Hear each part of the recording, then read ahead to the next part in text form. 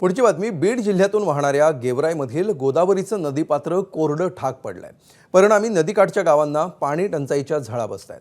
कोरड्या पडलेल्या गोदावरीची दृश्य ड्रोनच्या माध्यमातून टिपून पाणी टंचाईची भीषणता दाखवण्याचा एबीपी माझाचा हा प्रयत्न आहे। गोदाकाठच्या नागझरी, खामगाव, सावळेश्वर, गंगावाडी, राक्षस भवन, पांचाळेश्वर यासह इतर गावांना पाणी टंचाईची झळ बसली आहे। ग्रामस्थांना पिण्याचं पाणी तर मिळतच नाहीये, शिवाय जनावरांना देखील आता पाणी मिळेनासं झालंय। जायकवाडी धरणातून काही प्रमाणात नदीपात्रामध्ये आणि कॅनलमध्ये पाणी सोडावं अशी मागणी स्थानिक करत आहेत। गोदावरी नदी पात्रात पाणी नसल्यामुळे मोठ्या प्रमाणात झळा बसत आहे। या ठिकाणच्या ग्रामपंचायतच्या पाणी योजना सुद्धा या नदी पात्रावर अवलंबून आहेत।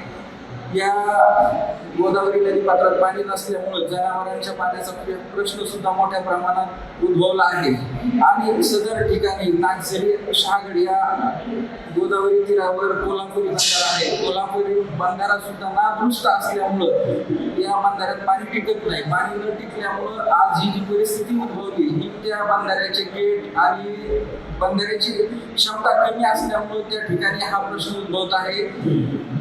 शासनाने या बंधाऱ्याला एक उच्च पातळीचा बंधारा करावा आणि तात्पुरती याची दुरुस्ती करावी अशी शासनाकडे विनंती आहे।